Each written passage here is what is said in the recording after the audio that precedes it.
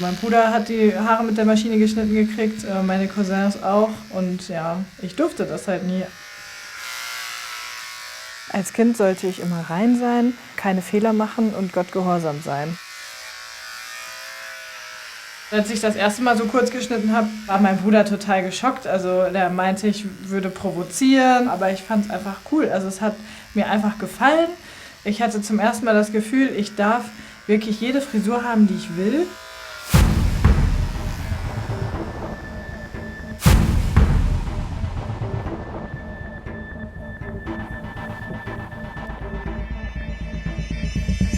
Ich bin Debbie und ich bin in einer christlich-fundamentalistischen Gruppe aufgewachsen. Ich gründe eine Selbsthilfegruppe, weil ich weiß, dass ich nicht alleine bin.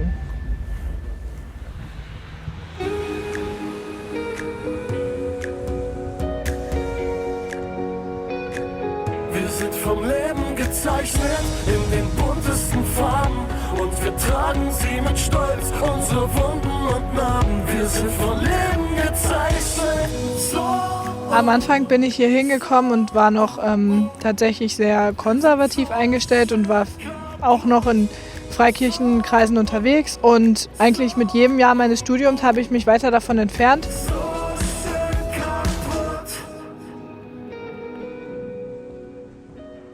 Ich habe in der Uni auch ein paar Kurse belegt, ein Atheismus-Seminar zum Beispiel, auch ein bisschen Philosophie.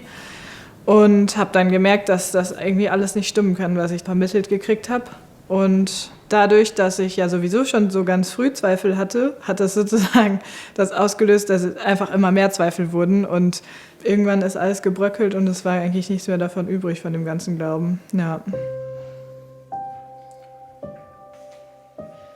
Viele Leute, die nicht so aufgewachsen sind wie ich, die verstehen einfach gar nicht, wovon ich rede. Also die sagen dann, okay, was ist jetzt das Schlimme, wenn man einem Kind was aus der Bibel erzählt? Das ist ja nicht schlimm. Oder wenn man mit Kindern betet, kann ja kein Problem sein.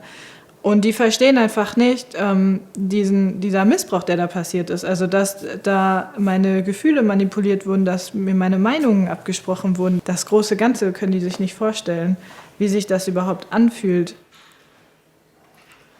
Aktuell bin ich dabei, eine Selbsthilfegruppe zu gründen. Ich habe mich im Selbsthilfebüro gemeldet und da wurde ich auch sehr lieb aufgenommen. Ich habe auch schon eine Interessierte. Hoffentlich kommen noch mehr Leute dazu. Und dann müssen wir uns erstmal so ein bisschen sammeln und einen Rhythmus finden, wann wir uns treffen, mich mit den anderen auszutauschen und auch ein Gefühl zu kriegen, dass ich nicht alleine bin. Da freue ich mich sehr darauf. Die sehr spät kam. Lissa? Ja. Lissa. Ach so, Lissa, ja. Ja.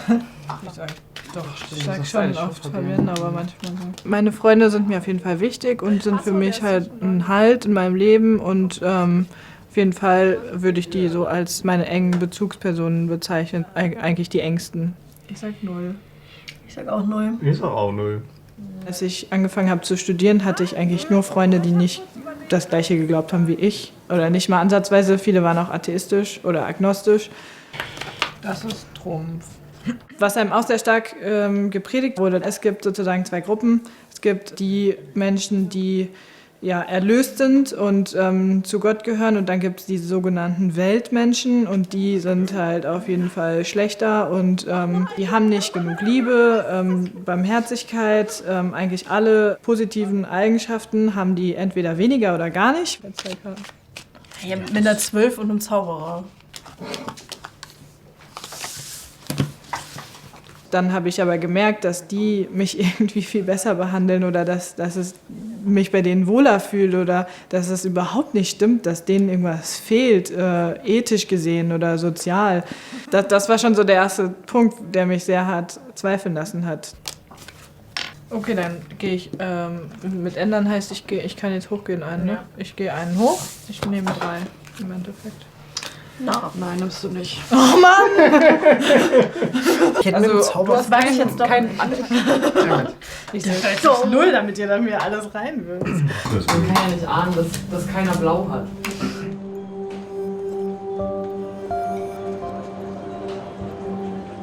In der Gemeinde wurde uns ja von klein auf vermittelt, dass die Evolutionstheorie falsch ist. Es wurde uns auch mitgegeben, dass wir in der Schule, wenn das drankommt, sollten wir uns dann auch aktiv melden und sagen, dass das falsch ist. Was ich auch einfach falsch finde für Kinder, weil sie erstmal offen sein sollten, jede Theorie sich anzuhören, dass man es wenigstens mal gelernt hat.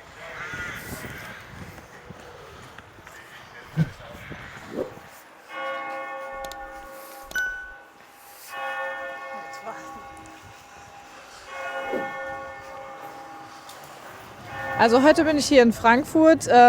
Ich gehe gleich zu einem Sektenbeauftragten und werde mit dem einfach mal drüber reden, wie er meine Geschichte einordnet, wie er das versteht, in einer Freikirche aufgewachsen zu sein. Oft, wenn ich mit Menschen rede, dann sehen die das eben nicht so, dass eine Freikirche als Sekte gesehen wird. Das ist in der breiten Masse noch nicht so angekommen, aber ich weiß auch nicht, ob es von offizieller Seite her so betrachtet wird. Und deshalb möchte ich das einfach mal ganz offiziell mit einem Sektenbeauftragten besprechen. Hallo. Grüße Sie. Hallo. Kommen Sie rein. Danke. Schön, dass Sie hier sind. Nehmen Sie gerne Platz. Danke. Möchten Sie ein Glas Wasser? Ja, gerne.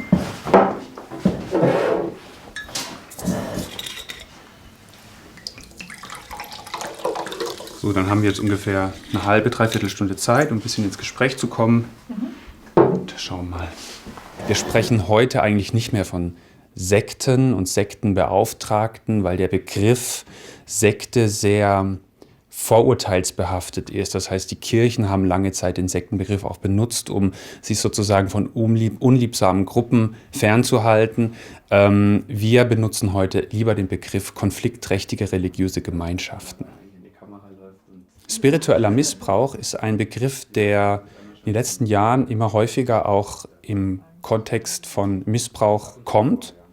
Dahinter verbirgt sich eigentlich die Idee, dass theologische Begrifflichkeiten, religiöse Inhalte benutzt werden, um Verhalten von Menschen zu manipulieren.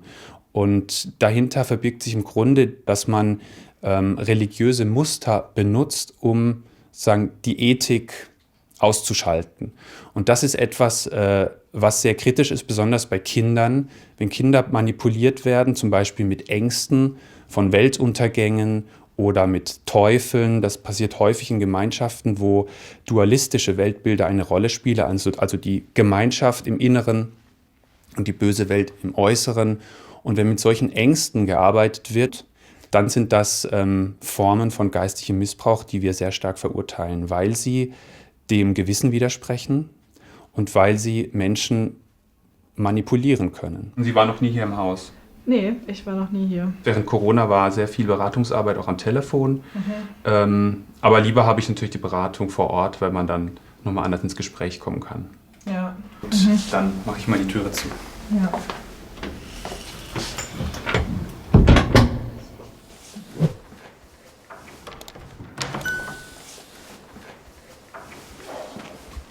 Die Beratung war sehr positiv für mich. Ich habe ihm erzählt, dass mir so Angst gemacht wurde vor der Hölle, dass mir damit eigentlich im Grunde gedroht wurde, wenn ich quasi was Falsches glaube oder nicht die richtigen Ansichten habe, dass ich dann in die Hölle komme. Und da hat mir der Weltanschauungsbeauftragte bestätigt, dass das unter spirituellen Missbrauch zu verstehen ist. Diesen Begriff spiritueller Missbrauch, das hilft mir.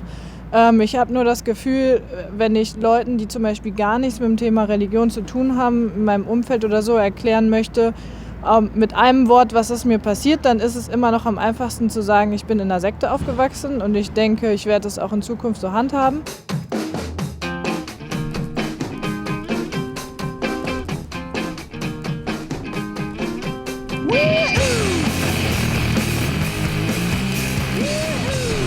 Ich war keine Außenseiterin, auch nicht wegen der Religion.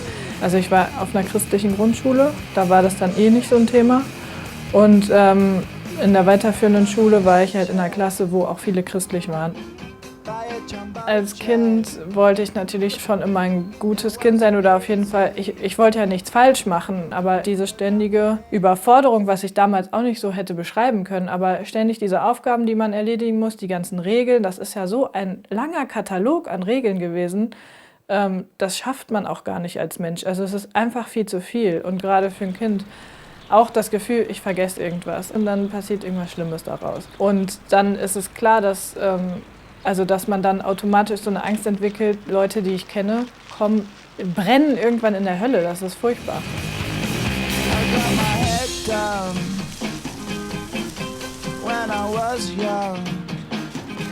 Ich hätte das gar nicht so benennen können, aber ich hatte das Gefühl wie so ein Angstschleier über mir. Also ich wach auf und habe gleich Angst und dann geht es gleich so weiter. Immer Angst.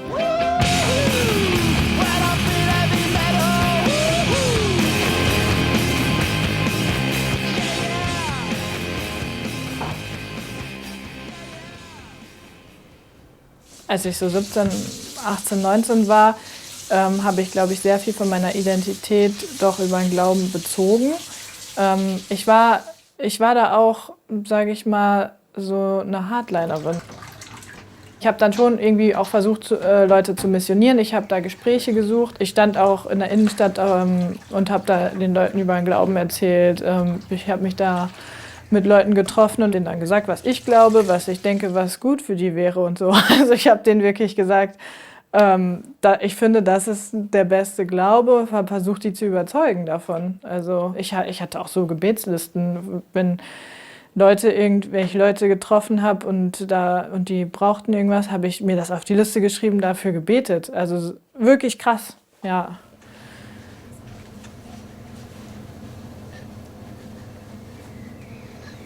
Ich hatte das Gefühl, dass man es machen muss, dass das eben der richtige Weg ist, dass ich damit eben an diesem Reich Gottes mitarbeite, dass ich aktiv ein Teil davon bin, dass weniger Leute in die Hölle kommen.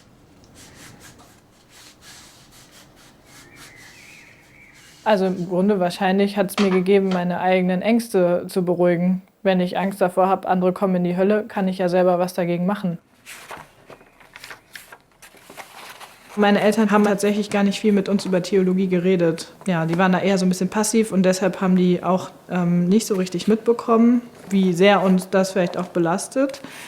Also mich hat es ja auf jeden Fall belastet, bei meinen Geschwistern war es auch unterschiedlich, aber die haben das irgendwie nicht so richtig realisiert. Die Zeitschrift heißt Guter Start. Es geht halt darum, dass man sich als Kind, sobald man lesen kann, 15 Minuten am Tag mit Gott im Endeffekt beschäftigt, mit der Bibel beschäftigt. In dem Artikel geht es um Hexenkassetten, also wahrscheinlich so Richtung Bibi Blocksberg und so, war quasi damit gemeint. Und da hat halt eine Leserin gefragt, ob das Sünde ist, wenn man sich so eine Kassette anhört. Ja, und jetzt gibt es halt so verschiedene Kommentare. Ich weiß nicht genau, ob das von anderen Kindern ist. Ich glaube schon. Die meisten von den Kommentaren sind eben, ja doch, das ist eine Sünde. Sollte man nicht hören, sollte man am besten wegwerfen, weil man sich gleich beeinflussen lässt davon. Vielleicht kommt man auch vom Glauben ab, von Gott ab.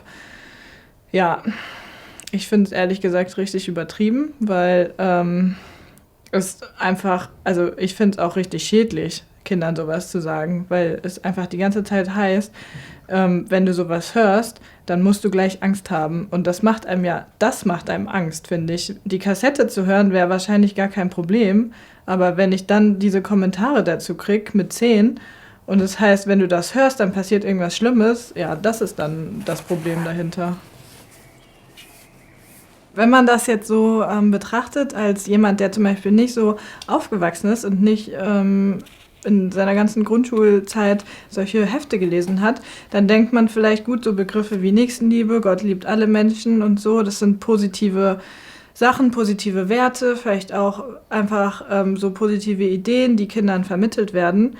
Aber im Endeffekt habe ich das so erlebt, dass es trotzdem Druck war, weil man eben das Gefühl hatte, man muss immer zu allen Leuten freundlich sein, man muss immer alle lieben. Also man verleugnet ja einfach seine eigenen Gefühle. Man kann sich auch gar nicht abgrenzen in dem Moment. Man geht eben selbst verloren als Person und als Mensch. Ich hatte nicht das Gefühl, dass man dann einfach zu seinen Eltern gehen kann und sagen kann, mir geht's irgendwie so und ich habe da irgendwie einen Konflikt, sondern diese Konflikte, das wird einem ja auch gesagt in den Heften, du hast einen Konflikt, klar, aber geh damit um. Dann bete halt mehr, dann lies halt mehr in der Bibel, bis es weg ist.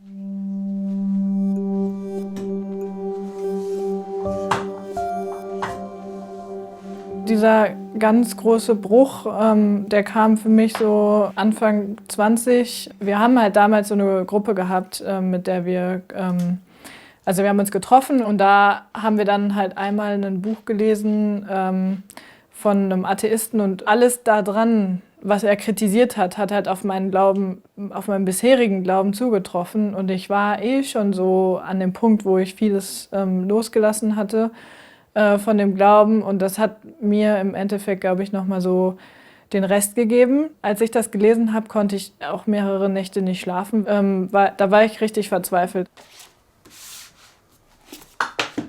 Ich habe sehr viel geweint in der Zeit. Ich habe viele Gespräche halt geführt. Ich habe auch Meditation und so ausprobiert. Ich habe irgendwie auch versucht, mich zu beruhigen. Also ich glaube, es ist einfach richtig schlimm, das komplette Weltbild einmal zu verlieren. Das ist einfach ein richtig schlimmer Moment.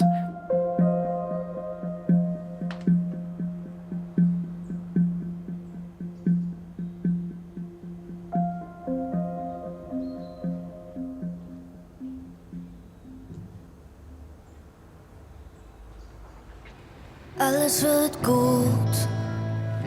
Die Menschen sind schlecht und die Welt ist am Arsch, aber alles wird gut. Das System ist defekt, die Gesellschaft versagt, aber alles wird gut. Dein Leben liegt in Scherben und das Haus steht in Flammen, aber alles wird gut. Fühlt sich nicht danach an, aber alles wird gut. Alles wird gut. Der Sport hilft mir, das zu verarbeiten, weil ich auch auf meiner Reise, ich hatte zwar immer Leute, mit denen ich reden konnte, aber es war eben auch viel, dass ich mir ganz viel selbst erarbeitet habe. Und dieses Gefühl beim Sport, das gibt mir einfach so eine Kraft. Also ich fühle mich dann körperlich stärker und dann fühle ich mich auch innerlich wieder stärker. Alles wird gut, alles wird gut.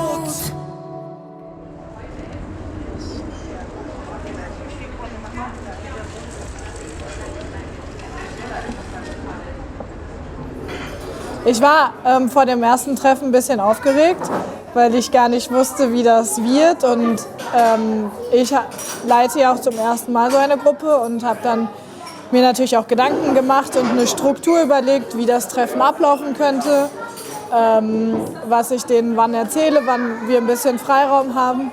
Und am Ende war es aber total gut. Also es war eigentlich sehr entspannt. Wir haben uns gleich auf Anhieb gut verstanden. Wir haben kurz am Anfang eine Runde gemacht, dass wir einfach in Erinnerung geschwelgt haben, weil man hat irgendwas erzählt und alle anderen waren direkt so, ja klar, das kenne ich auch. Und das war total cool. Hi, was ist das von dir sagen? Hi, ein Latte Macchiato bitte und so ein Stück Blaubeerkuchen.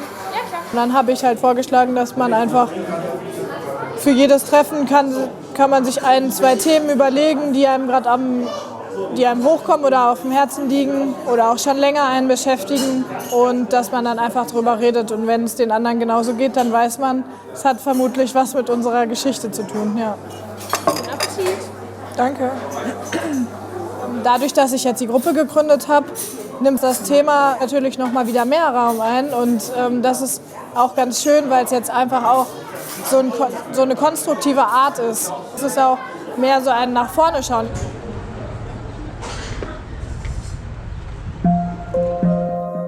Ich bin jetzt hier in Frankfurt an der Goethe-Universität und ich treffe jetzt gleich die Sophie. Das ist eine andere Aussteigerin aus einer anderen religiösen Gruppe. Das ist auch eine christliche Gruppe. Und sie ist da quasi schon im Erwachsenenalter reingeraten.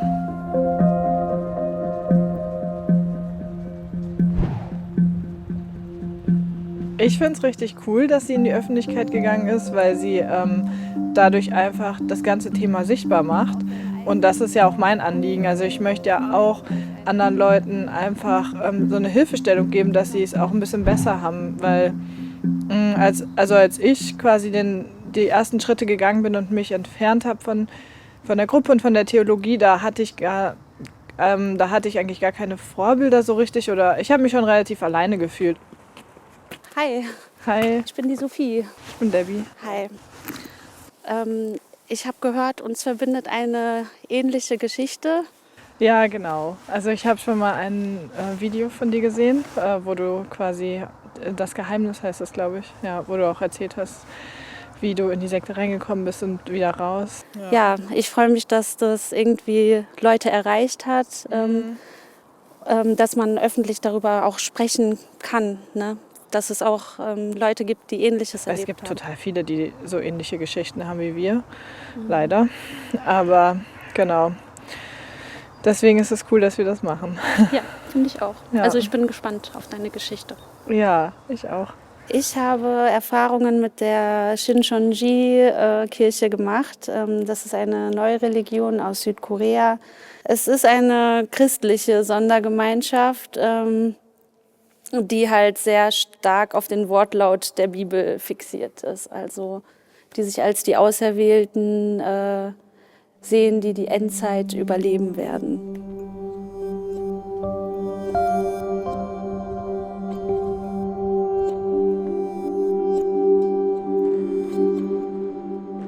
Also bei mir war es zumindest so, dass ich dann schon viel so von meinen eigenen Erfahrungen, Gefühlen wurde einfach unterdrückt und das wird dann immer als Sünde hingestellt. Also es ist falsch, das muss man irgendwie, da muss man sich für vergeben lassen, immer auf die Knie gehen für alles, für die kleinsten Sachen, das ist total bescheuert. Und dann habe ich halt jetzt dadurch halt auch die Möglichkeit bekommen, einfach mal, dass ich eine Stimme habe und einfach selber sagen darf, wie ich das empfunden habe. Ja, also die Erfahrung habe ich auch gemacht. Es ist einfach wirklich befreiend, wenn man endlich mal seine Gefühle erzählen darf. Und auch innerhalb der Gemeinschaft habe ich natürlich die Erfahrung gemacht, dass das nicht so gern gesehen war, wenn es einem nicht so gut geht, dass man das sagt, sondern man musste immer funktionieren. Ja. Also ich hatte ja auch mehrere Momente, wo es mir auch alles komisch vorkam und ich immer nur gehört habe, ja, diese Gedanken kommen vom Teufel. Das habe ich auch gehabt. Ja. Ich habe dann auch gesagt, ich finde das und das Thema irgendwie nicht überzeugend für mich. Ich würde da irgendwie auch gerne mal so eine andere Sichtweise drauf haben. Dann haben die gesagt, nein, da musst du dafür beten, das kommt vom Teufel, dass du das wirklich wieder verinnerlichst alles. Ja. Das ist total krass, ja. Wie war das für dich, das erste Mal in die Öffentlichkeit zu gehen? Ja, ich war natürlich schon ziemlich nervös, muss ich sagen. Also was sagen andere Menschen darüber? Wie wird die Reaktion sein von der Gruppe selbst darauf? Ja, weil ich mache mir jetzt halt schon so ein bisschen Gedanken, wie meine Familie darauf reagiert, weil ich halt da aufgewachsen bin und die sind ja auch noch ein Teil davon, von dieser ganzen Gruppe und ja, das ist halt so ein bisschen, also oft, wenn ich dann so die Interviews gebe, denke ich am meisten daran, oh, wie werden die das jetzt aufnehmen oder so, obwohl ich es eigentlich nicht will, weil es ja meine eigene Geschichte ist und ich das einfach so erlebt habe, wie es halt für mich ist und da kann man ja auch nichts dran ändern, aber das ist halt auch ein Teil davon, dass die halt auch auch einen negativen Einfluss auf mich ausgeübt haben. Ich würde dir auch wirklich raten, da zu deiner eigenen Geschichte zu stehen, was dir widerfahren ist. Und jede Mutter, jeder Vater würde sich dafür interessieren, wie es der Tochter ergangen ist mit all dem. Und vielleicht tut es ihnen gut, das mal zu hören. Also dann genau. Ich wünsche dir auch ganz viel Kraft. Also ich fand es total schön mit Sophie. Es war einfach schön, sich auszutauschen. Sie hat ja doch sehr ähnliche Sachen erlebt wie ich, wenn auch die Strukturen von der Gruppe doch noch mal ein bisschen anders sind oder auch, ich fand es total intensiv einfach zu merken, dass sie erzählt hat, sie kriegt da auch immer noch Druck von denen, obwohl sie da schon komplett draußen ist seit Jahren, dass sie da immer wieder Anfragen und sowas, das ist furchtbar. Ich habe mich mit Sophie auch darüber unterhalten, wie die rechtliche Situation ist, wie eben Schutz von Kindern oder auch Erwachsenen, die in solche Gruppen reingeraten, wie da die Ausgestaltung aktuell ist. Und wir sind eben beide, und ich kenne auch noch andere Betroffene, die meisten sind einfach sehr enttäuscht leider von der rechtlichen Lage, weil es gerade für Kinder gibt es eigentlich kaum Schutz. Also wenn man nicht körperlich geschlagen wird, dann muss man das sozusagen ertragen.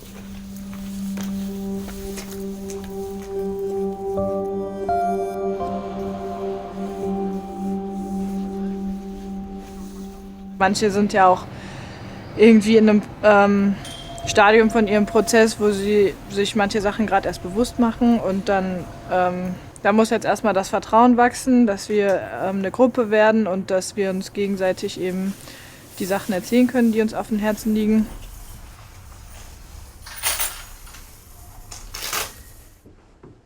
Die Treffen in der Gruppe, die waren sehr inspirierend für mich. Also das hat mir einfach so eine starke Perspektive gegeben. Ich bin nicht mehr so lost wie früher. Also ich kann einfach mit den Leuten dann reden, die verstehen mich. Und auch dieses Gefühl von, dass ich einfach nicht mehr die ganze Zeit gegen Mauern renne und ja, jetzt eben so eine Richtung gefunden habe, wo ich wirklich, sage ich mal, vorankomme.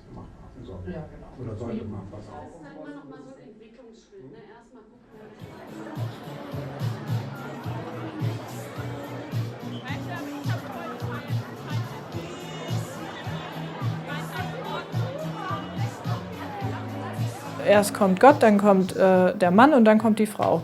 Das ist die Reihenfolge. Und da kann man nichts dran rütteln. Und das habe ich einfach nicht so gesehen und nicht so gefühlt. Von Anfang an, da war ich schon ganz klein, da habe ich schon gedacht, das passt nicht für mich.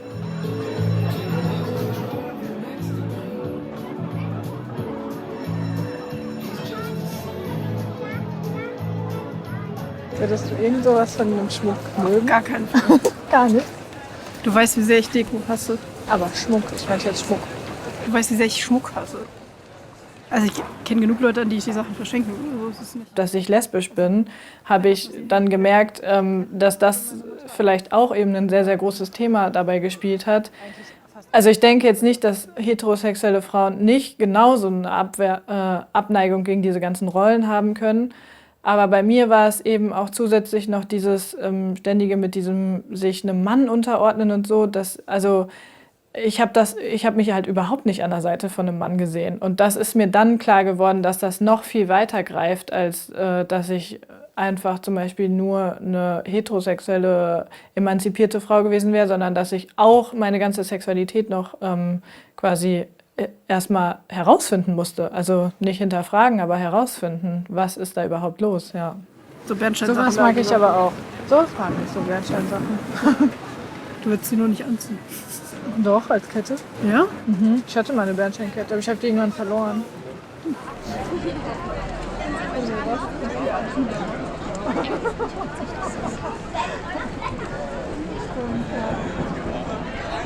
Es wirkt irgendwie ein bisschen, als wäre Debbie gar nicht bei uns in der Welt aufgewachsen. Also du hast auch am Anfang gar nicht so viel irgendwie erzählt, was bei dir los war, weil du dich irgendwie geschämt hast oder irgendwie auch nicht wusstest. Wir haben uns am Anfang, wenn wir uns gestritten haben, dann war es immer so elementar. Ich bin super ironisch, damit konntest du null umgehen.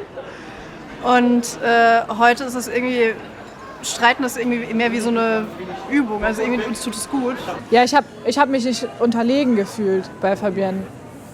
Bei meiner Historie ist das nicht immer ganz einfach, wenn man halt so komplett weltfremd aufwächst.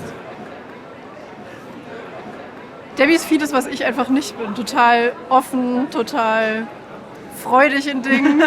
Und ich bin einfach oft von dir begeistert, wenn man so sagen möchte, wenn wir irgendwie Zeit miteinander verbringen. Ich würde auf jeden Fall sagen, dass ich glücklicher bin als vor 5 Jahren.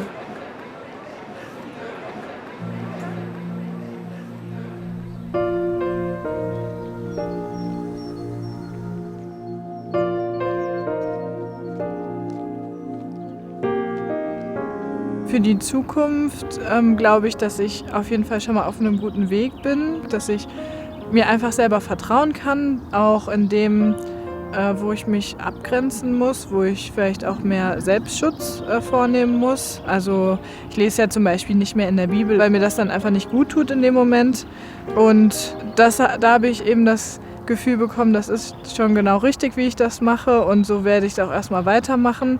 Und wenn ich irgendwann das Gefühl habe, dass es entspannter wird für mich, das Thema, und ich mich vielleicht wieder für Religion interessiere oder für religiöse Themen oder einfach auch Spiritualität, dann werde ich mich wieder damit befassen zu gegebener Zeit. Ja, das ist jetzt erstmal so ein Heilungsprozess.